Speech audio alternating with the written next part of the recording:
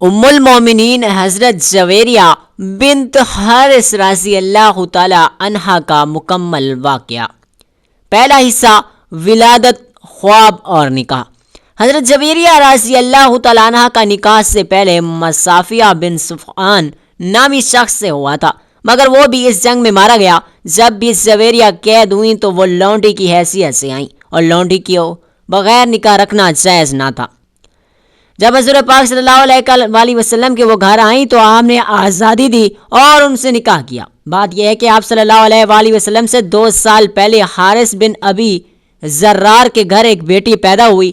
باپ نے اس کا نام برا رکھا۔ وہ چاند آفتاب، چاند مہتاب تھی، جو ایک بار دیکھ لیتا اس کے چہرے سے نظر نہ ہٹاتا۔ اپنے باپ کی لاڈلی تھی، پرورش بڑے ناز و نعیم میں ہوئی۔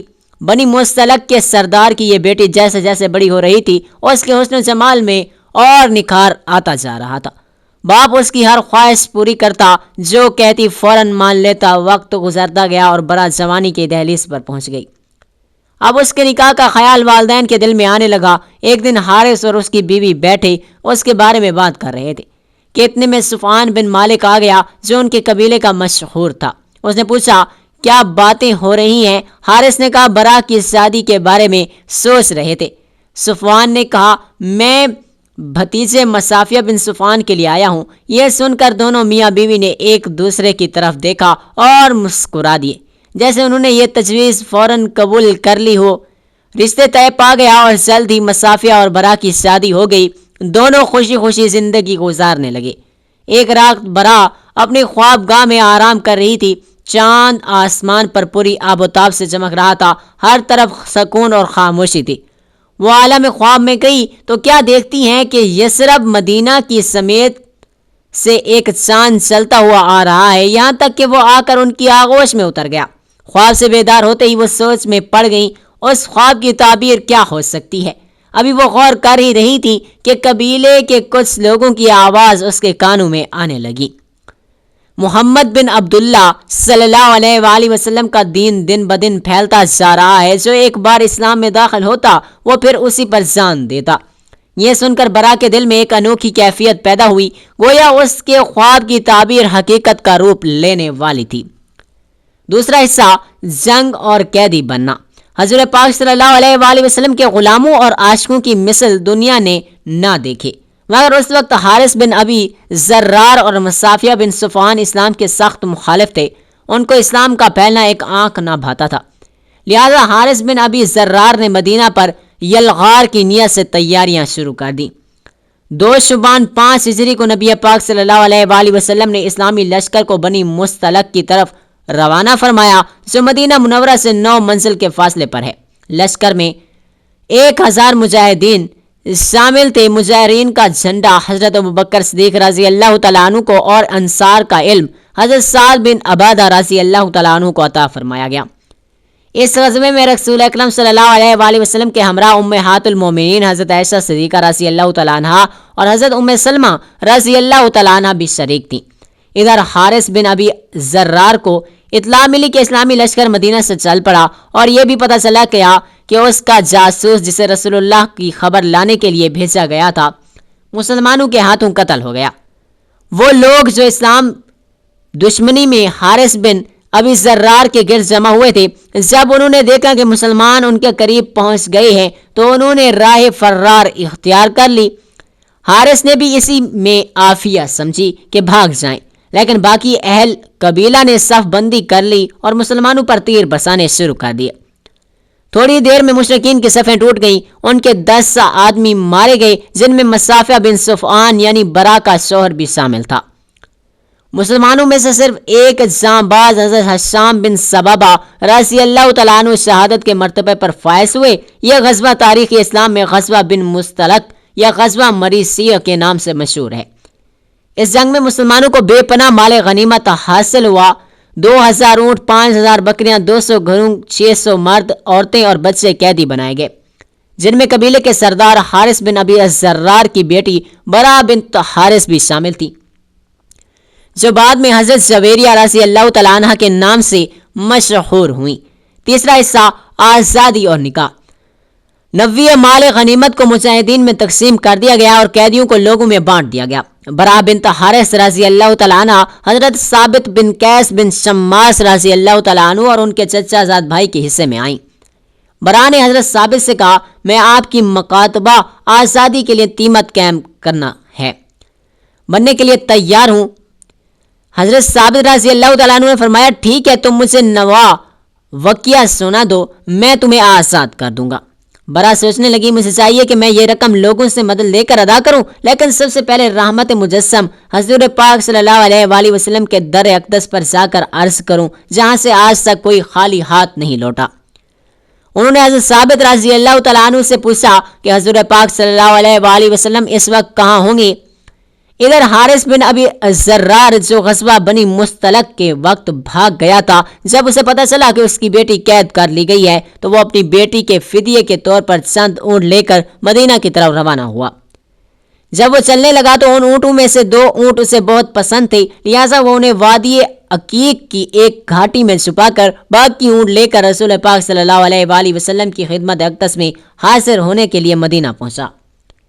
لیکن اس سے پہلے ہی اس کی بیٹی برا بنت حارث رحمت للعالمین صلی اللہ علیہ وآلہ وسلم سے مدد کی درخواست کر چکی تھی۔ جب نبی کریم صلی اللہ علیہ وآلہ وسلم باہر تشریف لائے تو حارث بن ابی ذرار نے عرض کی میری بیٹی کنیز نہیں بن سکتی، یہ میری شان سے بعید ہے، میں اپنے قبیلے کا سردار اور رئیس عرب ہوں، آپ اسے آزاد فرما دیں اور فدیہ قبول فرما لیں۔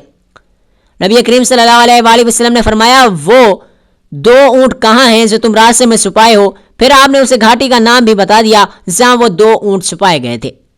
یہ سن کر حارث بن ابی ذرار حیران رہ گیا اور عرض کیا آپ کو اس کی خبر کس نے دی؟ بے شک آپ اللہ کے سچے رسول ہیں۔ چنانچہ وہ وہیں اسلام لے آیا۔ برا بنت حارث جب آزاد ہو گئی تو انہوں نے اپنے والد کے ساتھ واپس جانے کے بجائے حضور پاک صلی اللہ علیہ وآلہ وسلم کی خدمت عالیہ میں رہنے کو ترجیح دی۔ جب رسول پاک صلی اللہ علیہ وآلہ وسلم کو علم ہوا تو آپ صلی اللہ علیہ وآلہ وسلم نے حارث بن ابی ذرار رضی اللہ تعالیٰ عنہ کو برا سے نکاح کا پیغام بھیجا تو انہوں نے باخوشی قبول کر لیا۔ حضور اکرم صلی اللہ علیہ وآلہ وسلم نے حضرت برا رضی اللہ تعالیٰ عنہ کے قبیلے کے 40 غلام بھی آزاد کر دیے۔ آپ صلی اللہ علیہ وآلہ وسلم نے برا کا نام بدل کر زویریہ رکھ دیا، اور اس طرح حضرت زویریہ رضی اللہ تعالیٰ عنہ کا وہ خواب سچا ثابت ہوا جو انہوں نے کئی سال پہلے دیکھا تھا کہ یثرب کی سمت سے چلتا ہوا چاند ان کی آغوش میں آ گیا ہے۔ برا کا مطلب نیکی اور احسان ہے، لیکن اس لفظ کے مواز بعض اوقات منفی مفہوم بھی دیتے ہیں۔ حضرت برا بن عازب رضی اللہ تعالیٰ عنہ کے مطابق حضور اکرم صلی اللہ علیہ وآلہ وسلم اس نام کو مکروہ جانتے تھے، اس وجہ سے آپ صلی اللہ علیہ وآلہ وسلم نے برا کا نام بدل کر زویریہ رضی اللہ تعالیٰ عنہا رکھ دیا۔ چوتھا حصہ قوم کے لیے برکت اور مقام اعلیٰ۔ سب لوگوں کو معلوم ہوا کہ آقائے نامدار صلی اللہ علیہ وآلہ وسلم نے حضرت زویریہ بنت حارث رضی اللہ تعالیٰ عنہ سے نکاح فرما لیا تو سب نے کہا کیا رسول اللہ کے سسرال والے غلام بنائے جائیں؟ ہرگز نہیں، یہ محبت اور وفاداری کے منافی ہے۔ چنانچہ سب نے ان کے قبیلے کے قیدیوں کو آزاد کر دیا۔ حضرت عائشہ صدیقہ رضی اللہ تعالیٰ عنہ فرماتی ہیں میں نے کسی عورت کو زویریہ رضی اللہ تعالیٰ عنہ سے زیادہ اپنی قوم کے حق میں مبارک نہیں دیکھا۔ ان کے سبب بنی مطلق کے 100 سے زیادہ گھرانے آزاد ہو گئے۔ ام المومنین حضرت زویریہ بنت حارث رضی اللہ تعالیٰ عنہ کے تمام بہن بھائی اور والد دولت اسلام سے مالا مال ہو گئے۔ حضور اکرم صلی اللہ علیہ وآلہ وسلم نے حضرت زویریہ رضی اللہ تعالیٰ عنہ کے لیے مسجد نبوی کے قریب امہات المومنین کے دیگر حجروں کے ساتھ متصل ایک حجرہ تعمیر کروایا۔